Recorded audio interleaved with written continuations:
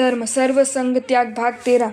इसी कारण ही गुरु बनाने वाले को पहले तो अपनी लायकात देखनी चाहिए और फिर 108 शिष्य करे तो भी हरकत नहीं। शासन को तो लाभ ही है ना, मतलब शिष्य करने की मनाही नहीं, मात्र शिष्य करने की लायकात प्राप्त करनी जरूरी है।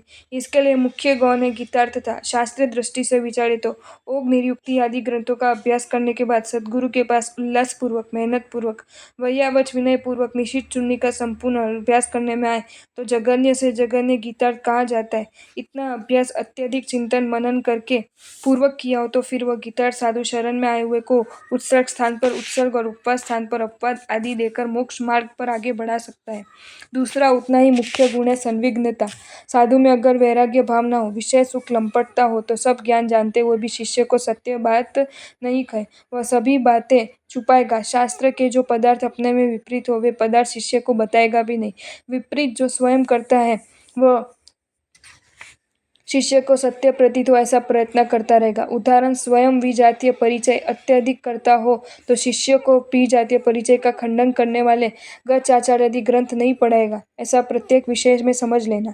जैसे आज डॉक्टर धन प्राप्ति के लालच में सच्ची दवाई जानते हुए भी वह रोगियों को नहीं देते, उल्टी पुल्टी दवाई देकर दर्दी के पास से धन कमाता है, उसे जल्दी ठीक नहीं होने देता। वैसे ये असंविघ्न साधु भी मोक्ष मार्ग का ख्याल होते हुए भी शिष्यों की लालच में, यश कीर्ति की लालसा में सच्चे पदार्थ नहीं बताता, हमेशा झूठे पदार्थ बताता है। जैसे उस लालची डॉक्टर से रोगी का नुकसान होता है, वैसे ही असंविघ्न गीतार्थता से शिष्यों का नुकसान होना ही है। मुख्यतः से ये दो गुण तो होने ही चाहिए। इसके उपरांत गुरु में गुरु पारतंत्र्य होना जरूरी है। पहले ही कह चुके कि शिष्य के शिष्य होते, अशिष्य के शिष्य नहीं। जो आत्मा गुरु का शिष्य नहीं, उनके शिष्य नहीं बन सकते। ऐसा साधु गुरु बन सकता है, लेकिन वह शिष्य करके स्वच्छंदी बनने के लिए नहीं, शिष्य करके गुरु से अलग होने के लिए नहीं, शिष्य करके बहुत सेवा लेने के लिए नहीं, शिष्य करके स्वागत में, संग में, भक्तों में धाक जमाने के लिए नहीं, मात्र शिष्य पर उपकार करने के लिए। आज कितने सदगुरु शिष्यों की अधिक संभाल रखते, उन शिष्यों का स्वाध्याय न बगड़े इसलिए अधिक विहार नहीं करते। मास कल्प जैसी पद्धति अनुसार विहार पर शिष्य को पढ़ाते हैं। वे शिष्य खाली न रहे इसलिए भक्तों तथा श्रावकों को परिचय आदि घटाकर स्वयं पाठ देने का कार्य करते हैं। वे शिष्य प्रमाद न करे, विकथा आदि न करे, इसके लिए अगर तुम इतनी गाथा, इतना अभ्यास नहीं करोगे तो मुझे 2 द्रव्य ही वापरने, ऐसे नियम लेकर अपने पाँव पर कुल्हाड़ी लगाने का काम करते हैं। शिष्य युवान हो, शहर में रहना पड़ता हो, उद्भट वेशादि कारणों से शिष्य को परेशानी होती दिखती हो तो गुरु तपती दोपहर में गोश्री के लिए जाते, लेकिन शिष्य को गोश्री के लिए नहीं भेजते। शिष्यों में गलत संस्कार न पड़े इसलिए स्वयं बराबर आचार पालक बनते हैं। वैसे भी आचार पालक तो थे ही, लेकिन छोटी छोटी शीतलता का भी शिष्य के हित के लिए त्याग कर देते हैं।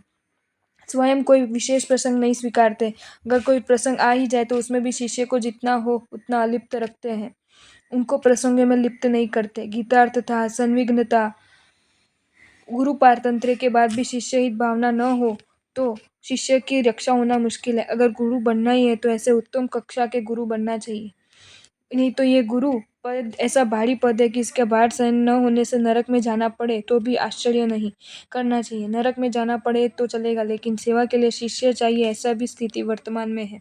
मिष्टनु भोजन, नारी दर्शन, बुंडादिक पान त्यागे, स्वच्छंदता छोड़ी गुरु परतंत्री बनता हितरागे, धन्य थे। रूपवती स्त्री के सामने नहीं देखना ये सुंदर गुण है। मिष्टान आदि त्याग कर आंबिल करना सुंदर गुण है, लेकिन इतने मात्र से हम मोह राजा से जीत गए ऐसा मान लेना जरूरी नहीं, क्योंकि सुअर भी अप्सरा के सामने नहीं देखता, मिठाई में मुंह नहीं लगाता, तो क्या इतने मात्र से सुअर का कल्याण हो जाएगा?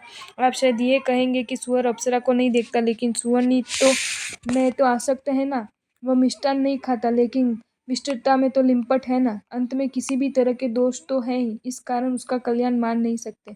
तो उसके सामने ऐसा भी कहते हैं ना, हमने स्त्री मिष्टान आदि का तो त्याग कर दिया, लेकिन गुरु से अलग रहकर बनने में, स्वच्छंदी बनने में हमें क्या आनंद आया?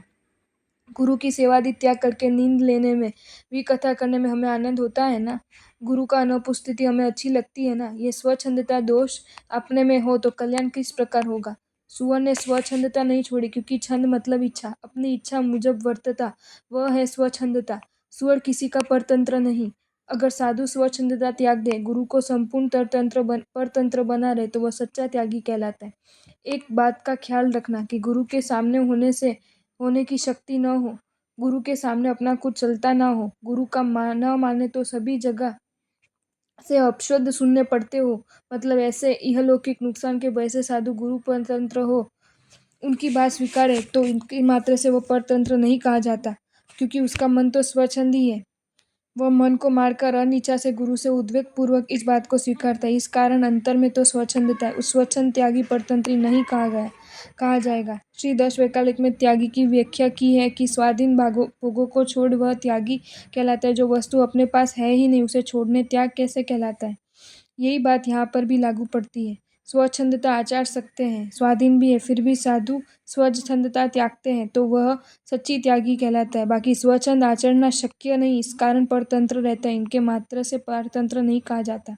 शिष्य की इच्छा है न्याय पढ़ने की, गुरु मना कर दे कि न्याय नहीं पढ़ना, पहले कर्म ग्रंथ पढ़ो। अब न्याय के अच्छे पंडित मिल रहे हैं, शिष्य जिद करेगा तो गुरु आज्ञा देंगे ही। न्याय पढ़ने की तीव्र जिज्ञासा है, दूसरे 3-4 साधु तो न्याय कर ही रहे। ऐसे समय शिष्य विचार करता है कि मेरे गुरु को इच्छा नहीं तो मुझे न्याय नहीं करना।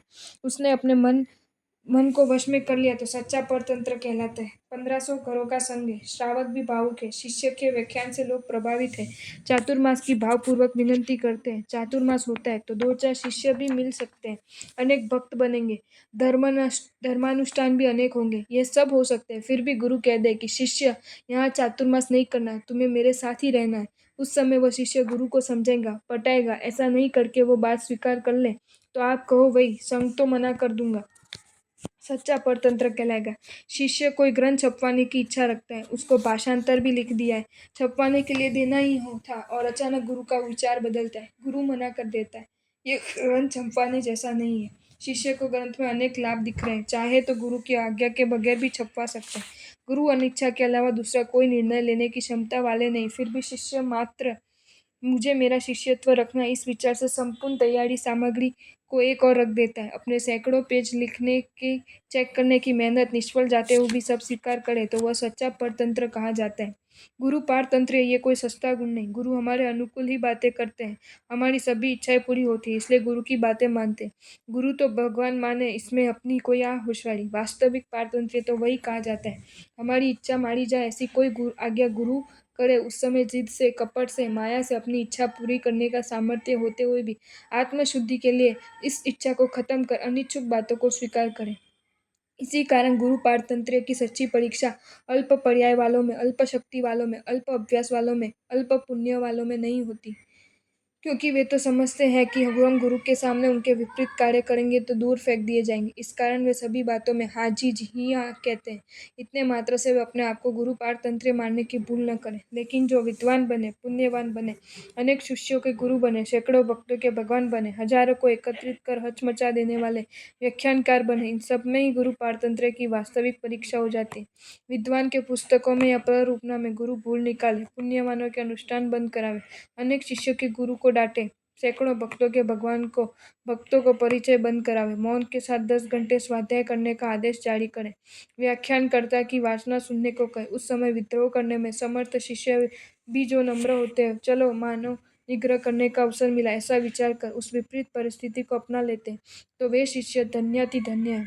अगर ऐसे शिष्य मिले तो मेरी तरफ से अनंत वंदन कहना उन गौतम अवतार श्रमण को। ऐसे विरले भाग्य हो तो देखने ही मिलते हैं। क्या करे, विषम काल है ना, इस कारण सुशील जो दुष्काल रहता ही है। फिर भी ऐसे काल में भी अनेक ऐसे शिष्य हैं और है ही, ये निश्चय है।